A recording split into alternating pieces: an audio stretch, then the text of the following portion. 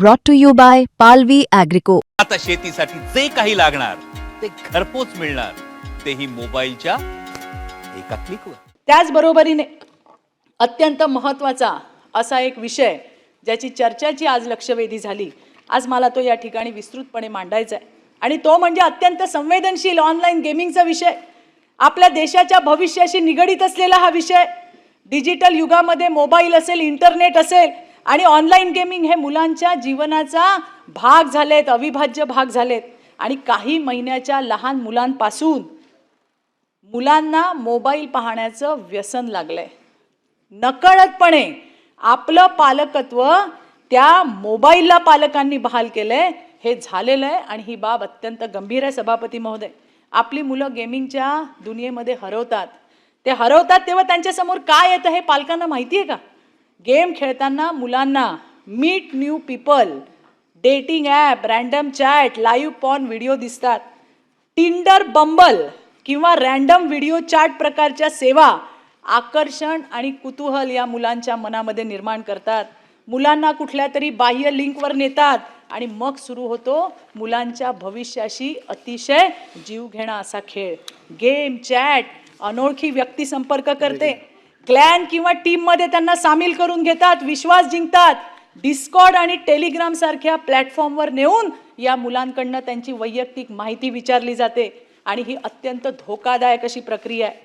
एवढंच नाही, दहशतवादी संघटना, कट्टरपंथी लोक आता रोब्लॉक्स आणि माइनक्राफ्ट सारख्या लोकप्रिय गेमिंग प्लॅटफॉर्मचा वापर वय वर्ष 11 ते वय वर्ष 17च्या मुलांपर्यंत दहशतवादी आणि गुन्हेगारी विचार पोहोचवण्याचा प्रयत्न करत असल्याचं आपल्या सगळ्यांच्या समोर आलंय. लक्षात घ्या, हे किती भयानक चाललंय.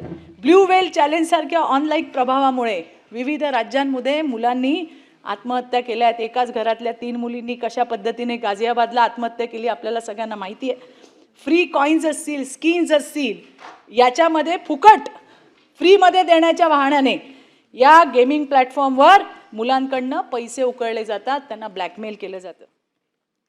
सभापती महोदय, मागच्या वेळेला उल्लू ॲप आणि असले घाणेरड्या ॲप्स, अशा 25 काही ॲप्सवरती बंदी आली.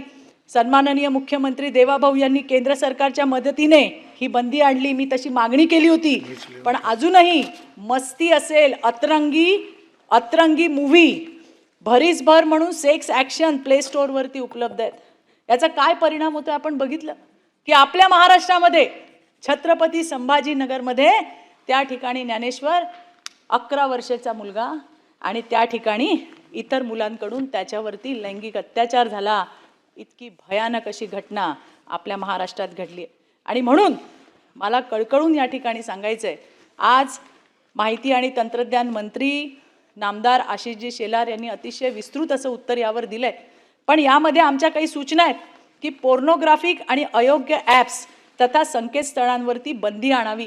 तसंच कायम मॉनिटरिंग आणि त्याचं ऑडिट झालं पाहिजे. त्यामुळे काय होईल की नवे ॲप्स आणि नवे जे संकेतस्थळ आहेत ती त्या ठिकाणी येणार नाही. गेमिंग प्लॅटफॉर्मवर ॲडल्ट आणि भ्रामक जाहिराती येतात, त्याच्यावर देखरेख ठेवायला पाहिजे. शाळांमध्ये डिजिटल सुरक्षा असायला हवी. पालकांमध्ये जनजागृतीचं अभियान करायला हवंय, समुपदेशन करायला हवंय. प्रभावी तक्रार आणि त्याला प्रतिसाद देणारी यंत्रणा सुद्धा त्या ठिकाणी असायला हवी. भारतात IT ॲक्ट आणि पॉक्सो व डिजिटल नियम अस्तित्वात असले तरी सुद्धा राज्यस्तरीय समग्र धोरण आज उपलब्ध नाही आहे.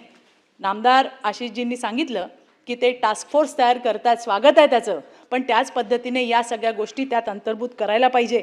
महाराष्ट्र म्हणजे कृषी क्षेत्रामध्ये स्वतंत्र AI धोरण तयार करणं. आपलं राज्य महाराष्ट्र राज्य पहिलं राज्य आहे. त्याच पद्धतीत सभापती महोदय, महाराष्ट्र डिजिटल बाल सुरक्षा धोरण सुद्धा तातडीने जाहीर करणं ही आज आपल्याला काळाची गरज आहे. तकनीक को हाथ लेकर दुनिया जीतने की कर रहे हैं तैयारी. तकनीक को हाथ लेकर दुनिया जीतने की कर रहे हैं तैयारी, पर याद रहे बचपन की सुरक्षा है हमारी जिम्मेदारी. आणि त्यामुळे सभापती महोदय, हे सुद्धा धोरण लवकरात लवकर आपलं सरकार आणेल याचा मला विश्वास आहे. थोडे